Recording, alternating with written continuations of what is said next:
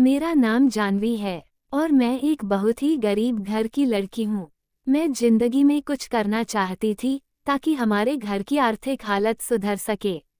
मेरे 2 भाई हैं, दोनों मुझसे बड़े हैं। मेरे मम्मी पापा मजदूरी करके किसी तरीके से हमारा पेट पालते थे और बहुत ही कम उम्र से मेरे भाई भी काम पर लग गए थे।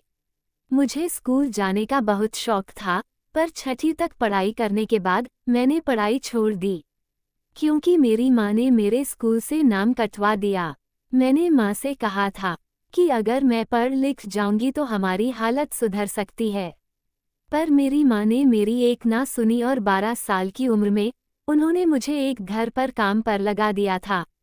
मैं जवान हो रही थी और मेरे मालिक के घर पर मेरे 60 साल के बूढ़े मालिक दीनदयाल अपने बेटे, बहू और पोते के साथ रहते थे। उनका पोता 14 साल का था, उसका नाम मोहित था। वह मुझसे बस 2 साल का बड़ा था। कभी कभी मैं उसके साथ बात करती तो मोहित की माँ गुस्सा हो जाती और कहती कि यह तो काम वाली है, मोहित तुम इससे दूर रहा करो, पर फिर भी जब भी मौका मिलता मोहित मुझसे बात करता। उसने मुझसे पूछा था कि तुम इतनी कम उम्र में पढ़ाई छोड़कर हमारे घर पर काम करने क्यों आई हो। मैंने कहा, हम बहुत गरीब हैं और मेरी माँ ने मुझे यहाँ पर काम पर लगा दिया। मेरा काम मेरे मालिक दीनदयाल की सेवा करना था। मैं दिन भर इसी घर पर रहती और मालिक की सेवा करती थी। मालिक 60 साल के तो थे, पर देखने में 40-50 के लगते थे। उनका शरीर तो काफी हट्टा कट्टा था। 2 साल तक तो सब ठीक चला, लेकिन अब मैं जवान होने लगी थी। मेरा शरीर निखरने लगा था और मेरे अंदर जवानी उमड़ रही थी। मोहित भी अब बड़ा हो चुका था और जब कभी मौका मिलता तो मुझसे बात करता, पर उसकी माँ को बिल्कुल पसंद नहीं था कि हम दोनों आपस में बात करें। अगर वह देख लेती तो मुझे बहुत डांटते थी। एक दिन मुझे मेरे मालिक ने अपने कमरे में बुलाया और कहा, बेटा मेरे घुटने में आज बहुत दर्द हो रहा है। उन्होंने मुझे 80 रुपये दिए और कहा कि मेरे घुटने की अच्छे से मालिश कर दो। मैं काफ़ी खुश हो गई थी क्योंकि ये पैसे हमारे घर के लिए बहुत मायने रखते हैं। दिन भर मालिक के घर पर रहने के बाद भी मेरी पगार 5,000 थी। मैं मालिक की सेवा के साथ साथ घर का छोटा मोटा काम भी कर दिया करती थी, पर आज पहली बार मुझे एक्स्ट्रा पैसा मिला, वरना मेरे पैसे तो मेरी माँ को ही वह दिया करते थे। मैंने तेल लिया तो दीनदयाल मालिक ने अपनी धोती ऊपर उठा दी। वह मुझे बहुत ही अजीब सा लगा, पर वह ठहरे बुजुर्ग इंसान। मैं हल्के हाथों से उनके घुटने की मालिश करने लगी। वह आंखें बंद करके आराम लेने लगे। करीब 1 घंटे तक मैंने उनकी मालिश की, उसके बाद मैं वहां से घर आ गई। अगले दिन जब मैं काम पर गई तो शाम के वक्त फिर से दीनदयाल ने मुझे अपने पास बुलाया और कहा कि बेटा कल की तरह आज भी मेरे घुटने की मालिश कर दो, और फिर से मुझे 80 रुपये दिए। अब ऐसा रोज रोज होने लगा। रोज मुझे एक्स्ट्रा पैसा देते और मुझे ये काम करवाते, लेकिन एक दिन कुछ ऐसा हुआ कि मेरे पैरों तले से जमीन निकल गई। मैं डर के मारे थर थर कांपने लगी और मेरी जान निकल गई। मैंने जो देखा था, मुझे अपनी आंखों पर यकीन नहीं आ रहा था। मात्र 14 साल की हूँ, तो मुझे समझ नहीं आ रहा था कि मैं क्या करूँ। उस दिन मालिक ने मुझसे कहा था कि मेरे घुटनों और पैर की अच्छे से मालिश कर दो, पर जब उन्होंने धोती उठाई तो मेरी आंखें फटी की फटी रह गई। उन्होंने अपना कच्छा तक धोती ऊपर उठा दी और मेरी नज़र एक ऐसी चीज पर पड़ गई। मैं अंदर ही अंदर काफी घबरा गई थी। आखिर उन्होंने ऐसी हरकत क्यों की? वह मुझसे चाहते क्या है? अब मेरे दिमाग में शक घर करने लगा। कोई भी इंसान सिर्फ घुटने की मालिश के लिए इतने पैसे क्यों देगा? जरूर इसमें उसका गलत मकसद छुपा हुआ है। दीनदयाल मेरी तरफ देखने लगा, शायद वह मेरा रिएक्शन नोट कर रहा था। उस वक्त मैं बहुत ज्यादा घबरा गई थी। मन कर रहा था कि वहां से अभी के अभी भाग जाऊं, पर मजबूरी में उस दिन मैंने उसके घुटने की और पैर की मालिश की। लेकिन उन्होंने अपनी धोती जिस तरह से उठाई हुई थी, मुझे बहुत ही गंदा लग रहा था और वह अजीबोगरीब आवाज करते रहे। किसी तरीके से 1 घंटा काटने के बाद मैं पसीने पसीने हो गई थी और दौड़ती हुई अपने घर पर चली गई। मैंने अपनी माँ से कहा कि माँ अब मैं ये काम नहीं करना चाहती। मैं रोने लगी थी। मेरी माँ ने कहा इस घर में रहना है तो सबको काम करना पड़ेगा। ऐसा नहीं था कि हम बहुत गरीब थे, क्योंकि हम पांचों काम करते थे और हमारे घर पर टीवी फ्रिज सब कुछ था। हमें नीचे जमीन पर नहीं सोना पड़ता था, क्योंकि हम पांचों की कमाई को जोड़कर हमारा घर अच्छे से चल जाता था।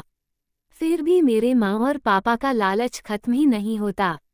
मैं उन्हें बता नहीं पाई कि आज मेरे साथ क्या हुआ।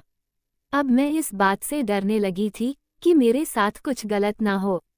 अगले 2 दिन मैं काम के बहाने घर से निकली तो थी, पर मैं काम पर नहीं गई और मैं इधर उधर काम ढूंढने लगी थी।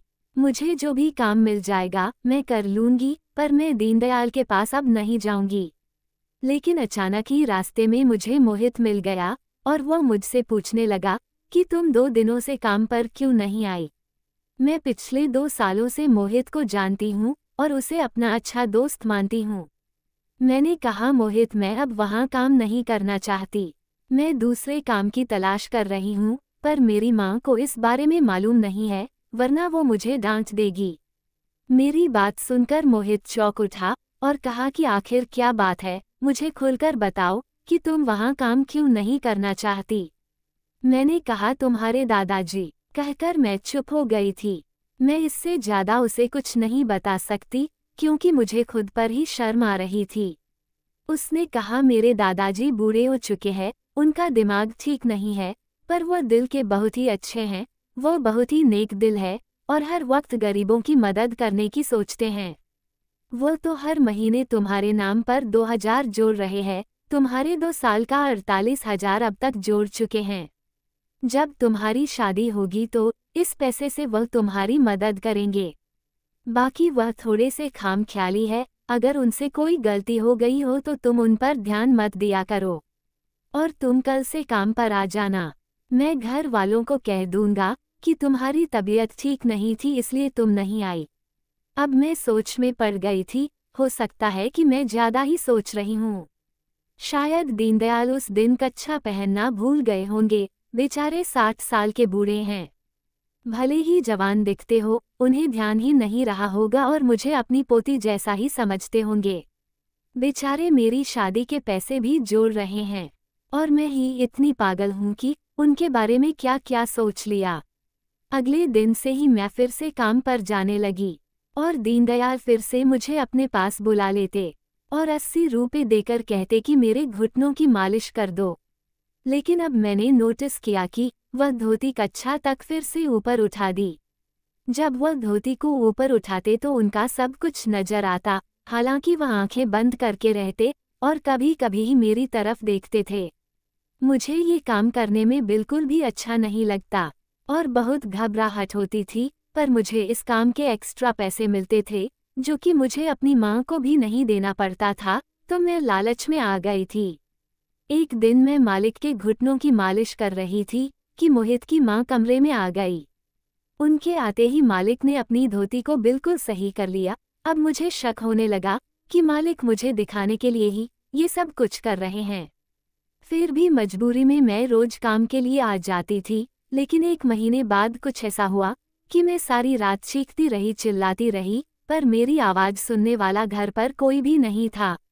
मोहित अपनी मम्मी पापा के साथ शादी में गया हुआ था और मोहित की माँ ने मेरी माँ को फ़ोन करके कह दिया था कि हम 2 दिनों के लिए बाहर जा रहे हैं और आपकी बेटी को 2 दिनों तक हमारे घर पर रहकर मेरे ससुर जी की सेवा करनी पड़ेगी और घर का सारा काम करना पड़ेगा।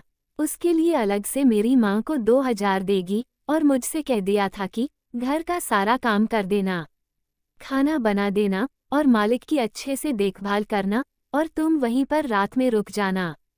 पर मुझे बिल्कुल भी सही नहीं लग रहा था और मैं बहुत ही घबरा रही थी। मैं मोहित को बुलाकर भी कह दिया था कि मुझे बहुत घबराहट हो रही है। मोहित ने कहा मेरे दादाजी बहुत ही नेक दिल इंसान है, मैंने तुमसे कहा है ना कि तुम्हें डरने की कोई ज़रूरत नहीं है। वो तुम्हें अपने पोते की नज़र से देखते हैं। मैं मोहित से कह नहीं पाई थी कि वो मेरे साथ रोज क्या करते हैं। उनकी गंदी हरकत से मैं परेशान हो चुकी थी और अब 2 दिन मुझे उनके साथ बितानी है। मोहित और उसका परिवार चला गया। उनके जाते ही मैं रसोई में जाकर खाना बनाने लगी। खाना बनाते ही मालिक ने मुझे अपने पास बुला लिया। उसने कहा, बेटा आज मेरी तबीयत बहुत खराब है, आज तुम मेरे पूरे बदन की मालिश कर दो। उन्होंने 500 रू दिए और कहा, मेरी अच्छे से मालिश करो। रात के 8 बजे बज चुके थे। मालिक ने कहा, पहले खाना खा लो, फिर तुम मालिश शुरू करना। मैं दिन भर के काम से आज बहुत थक चुकी थी और मुझे रात में जागकर उनकी मालिश करनी होगी। क्या मैं इंसान नहीं हूँ? मुझे भी तो नींद की जरूरत है। मैंने कहा, नहीं मैं बहुत थक गई हूँ। तो उन्होंने मुझे कहा, आज 500 रुपये ले लेना। 500 का नोट देखकर मेरे मन में लालच आ गया था। मैंने उनके पैसे ले लिए, क्योंकि मोहित ने मुझे बार बार कहा था कि उनके दादाजी एक नेक दिल इंसान हैं। लेकिन फिर भी ना जाने क्यों मुझे अंदर ही अंदर बहुत ज़्यादा घबराहट हो रही थी। मेरा दिल बहुत ही अजीब तरीके से धड़क रहा था, क्योंकि आज रात घर पर हम दोनों ही हैं। खाना खाने के बाद डर के मैं उनके कमरे के अंदर आई। मेरा गला बिल्कुल सूख रहा था, मेरी सांसें बहुत तेज चलने लगी थी। मेरे अंदर आते ही मालिक ने कमरे का लाइट बुझा दिया और डिम लाइट जला दिया और उसके बाद उन्होंने मुझे तेल पकड़ा दिया और फिर कुछ ऐसा किया कि मेरे होश उड़ गए।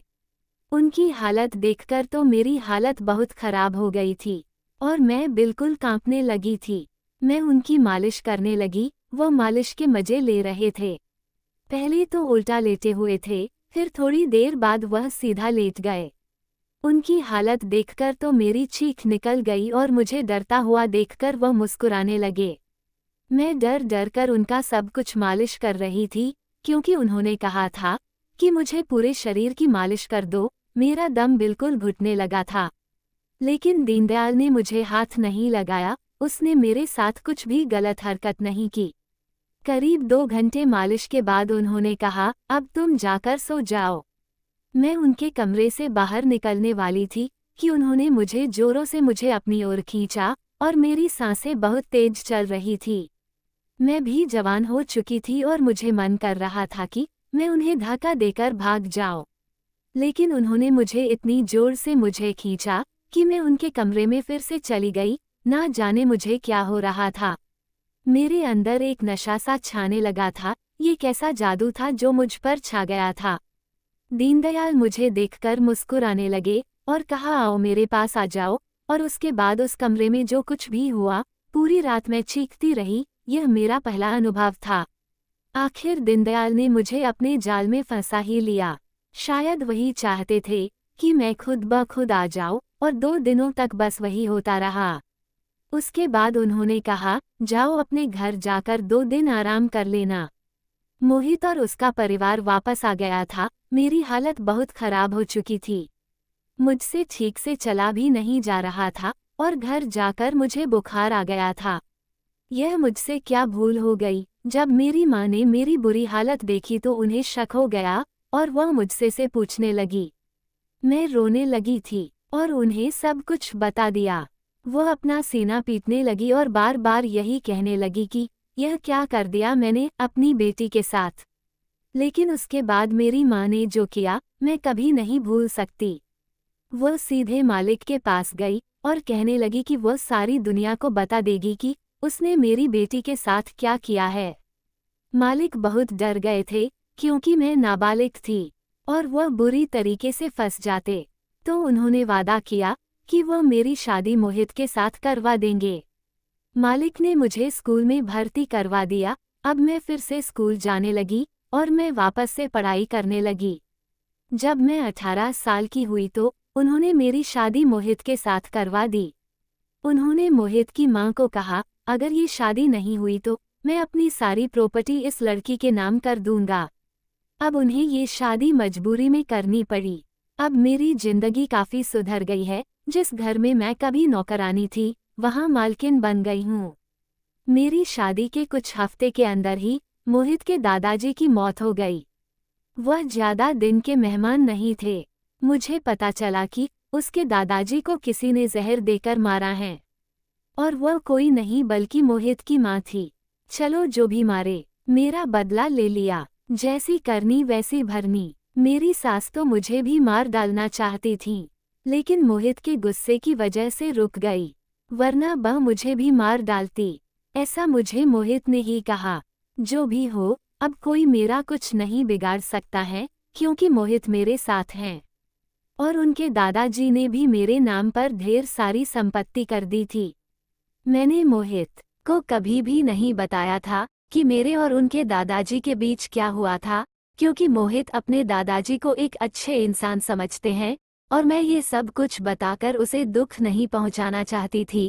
मुझे ये भी डर था कि शायद मोहित मुझे ना समझ सके, पर मेरी जिंदगी में वह दिन मैं कभी नहीं भूल सकी और जब भी मुझे वह दिन याद आता, मुझे दीनदयाल की याद आती, जो मुझे आज भी डराती है। तो दोस्तों, ये कहानी आपको कैसी लगी, जो कमेंट सेक्शन में ज़रूर बताएं और चैनल को लाइक, शेयर, सब्सक्राइब जरूर करें ताकि हर वीडियो का नोटिफिकेशन सबसे पहले आप तक पहुंचे। धन्यवाद और आपका दिन शुभ रहे।